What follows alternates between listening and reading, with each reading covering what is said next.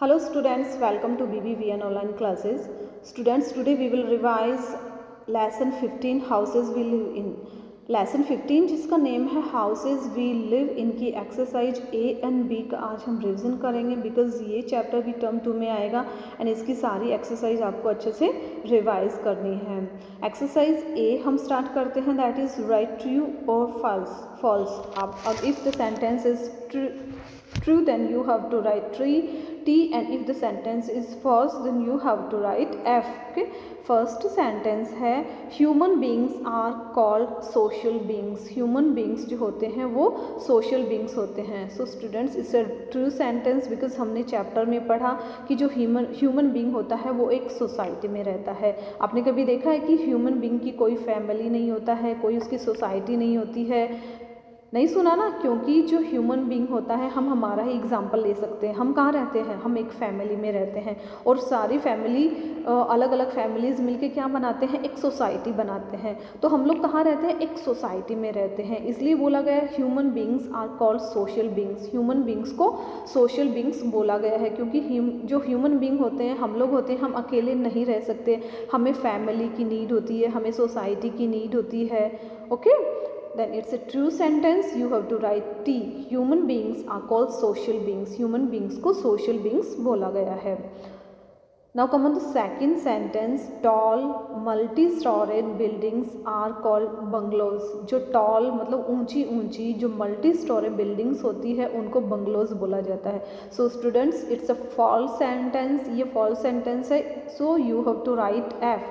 ये false sentence है because जो tall and multi storey buildings होती है उनको बंगलोज नहीं बोला जाता है, उनको मल्टी स्टोरी बिल्डिंग्स ही बोला जाता है. आपने सिटीज़ में देखा होगा कि जो सिटीज़ होती है उनमें मोस्ट ऑफ ऊंची ऊंची मल्टी स्टोरी बिल्डिंग होती है, उनको बंगलोज नहीं बोला जाता है. बंगलोज तो एक big house with lot of facilities उसमें होती है. वो टॉल नहीं होता है, बहुत ज़्यादा लंबा नहीं होता है. लंबी तो मल्टी स्टोरी बिल्डिंग्स होती है, इसलिए जो बंगलोज होते हैं वो तो हाउस टाइप में होते हैं, एक घर टाइप में होते हैं. So it's a false sentence. You have to write F. Now come on the third sentence. The queen ant lays eggs inside a beehive. जो queen ant होती है वो beehive के अंदर अपने अंडे देती है. So it's a false sentence because जो queen ant होती है वो अपने अंडे कहाँ देती है? queen जो ant का जो हाउस होता है उनको क्या बोलते हैं? उसको बोलते हैं कॉलोनी. जो ant होती है अपने अंडे कॉलोनी में देती है, ना कि beehive में. So it's a false sentence. You have to write F. एक बार फिर से एक्सप्लेन कर रही हूँ. The queen ant Lay's eggs inside a beehive. जो क्वीन एंट होती है वो बीहाइव के अंदर अपने एग्स अपने अंडे देती है. So it's a false sentence because queen ant अपने एग्स कॉलोनी में देती है, ना कि बीहाइव में. Now come on the next sentence. An ant's nest has many cells each with 6 walls. जो ants का जो nest होता है उसमें मैनी सेल्स होते हैं बट नॉट 6 वॉल्स, बल्कि उसमें थाउजेंड्स ऑफ चैम्बर्स होते हैं. कितने होते हैं? थाउजेंड्स ऑफ चैम्बर्स होते हैं. So it's a false sentence. You have to write F. आपको इसमें F लिखना है. Now come on the fifth sentence. It is good to have a master plan before constructing a colony.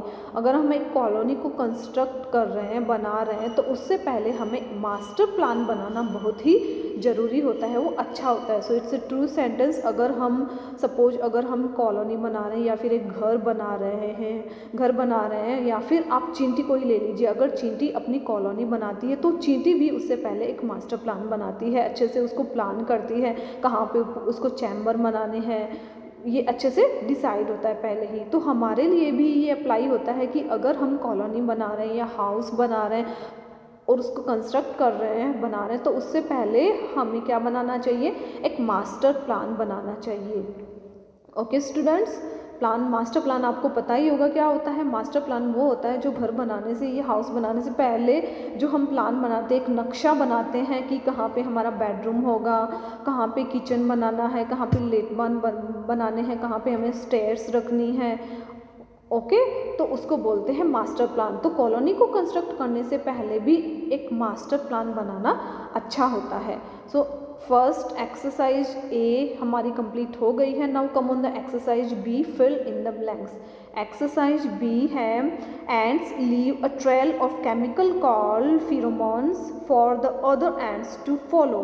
जो ants होती है वो एक केमिकल छोड़ती है जिस केमिकल को बोलते हैं फिरोमोन्स. और वो किस लिए छोड़ती है? ताकि जो उसके पीछे जो एंड्स है उसको अच्छे से फॉलो कर सके, उसके पीछे पीछे अच्छे से चल सके. सो स्टूडेंट्स आपको क्या लर्न करना है? फिरोमोन्स. फिरोमोन्स ये क्या है? ये एक तरह का केमिकल है जिससे एंड्स जैसे जैसे चलती है इसको छोड़ती जाती है, जिसको स्मेल करके जो अदर एंड्स है उसके पीछे पीछे चलती है. आपने देखा होगा कि जो एंड्स होती है वो एक के पीछे एक चलती रहती है.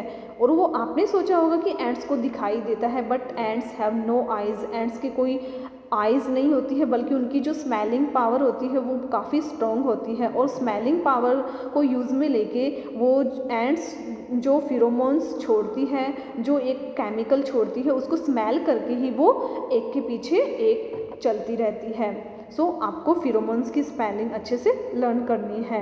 PHEROMONES, that is pheromones. ये एक तरह का केमिकल है जो एंड्स जैसे जैसे चलती है उसको छोड़ती जाती है और अदर एंड्स उसको फॉलो करती है. Now come on the second sentence. Architect draw up plans and maps for the construction of buildings. Building को बनाने से पहले जो प्लान मतलब जो नक्शा होता है या फिर जो मैप होता है वो कौन बनाता है? आर्किटेक्ट. इसलिए आर्किटेक्ट की स्पेलिंग भी आपको लर्न करनी है.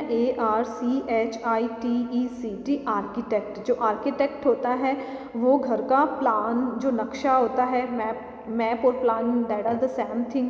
प्लान एंड जो मैप होते हैं वो ड्रॉ करते हैं for the construction of building. जब भी बिल्डिंग का कंस्ट्रक्शन किया जाता है, बिल्डिंग को बनाया जाता है, तो उससे पहले उसका जो प्लान या फिर जो मैप होता है वो कौन बनाता है? आर्किटेक्ट बनाता है. सो सेकंड में आपको लिखना है architect. Now come on the third sentence. Pyramids were built for the pharaohs as a resting place after they died. Pyramids क्यों बनाए गए थे? सो स्टूडेंट्स पिरामिड्स इसलिए बनाए गए थे कि पुराने ज़माने में जो राजा होते थे, राजाओं को बोला जाता था pharaohs. तो जब pharaohs की डेथ हो जाती थी तो उनका जो डेथ होने के बाद उनका जो रेस्टिंग प्लेस जहाँ पे उनको दफनाया जाता था उस जगह पे पिरामिड्स बनाए जाते थे. Okay, pyramids were built for pharaohs as a resting place after they died. जैसे जो पुराने राजा होते थे उनको pharaohs बोला जाता था. तो जैसे उनकी डेथ हो जाती थी उनको कहाँ पे दफनाया जाता था? उनको एक जगह पे दफनाया जाता था और उस जगह पे पिरामिड्स बनाए जाते थे. तो that is called resting place. वो उनका रेस्टिंग प्लेस माना जाता था. ओके स्टूडेंट, समझ में आया? Pyramids were built for pharaohs as a resting place after they died. pharaohs जो पुराने राजा होते थे उनकी डेथ होने के बाद जहाँ पे उनको दफनाया जाता था वहाँ पे पिरामिड्स बनाए जाते थे. Now come on the next sentence. Stilt houses are found in areas having heavy rainfall. Stilt houses वहाँ पे बनाए जाते हैं जहाँ पे काफ़ी भारी बारिश होती है, तेज़ बारिश होती है या एनी टाइम वहाँ पे बारिश होती रहती है. उस एरिया में कैसे हाउसेस बनाए जाते हैं? स्टिल्ट हाउसेस उस एरिया में बनाए जाते हैं. बिकॉज जो स्टिल्ट हाउसेस होते हैं वो किस पे बनाए जाते हैं? जो बड़े बड़े बैम्बू होते हैं, बड़े बड़े जो पोल्स होते हैं, नीचे उनके पोल्स होते हैं, पोल्स बोलते हैं खम्भों को. तो जो बड़े बड़े खम्भे होते हैं उनके ऊपर जो हाउसेस बनाए जाते हैं that houses are called stilt houses. उनको बोलते हैं स्टिल्ट हाउसेस. और स्टिल्ट हाउसेस की जो रूफ होती है वो स्लोपिंग रूफ होती है ताकि पानी उनके ऊपर ठहरे नहीं. इस प्रकार के हाउसेस को बोलते हैं स्टिल्ट हाउसेस. और ये स्टिल्ट हाउसेस वहाँ पे बनाए जाते हैं जहाँ पे कॉन्टीन्यूसली भारी बारिश होती है, हैवी रेनफॉल होती है. Okay, now come on the fifth sentence. There are thousands of chambers in an ants colony. एक एंट्स की कॉलोनी में थाउजेंड्स ऑफ चैम्बर्स होते हैं. यस, सो आपको किसकी स्पेलिंग लर्न करनी है? चैम्बर्स की. There are thousands of chambers in an ants colony. एक एंट्स की कॉलोनी में थाउजेंड्स ऑफ चैम्बर्स होते हैं. Okay students, so exercise A and B आपको अच्छे से लर्न करनी है. Okay, thank you.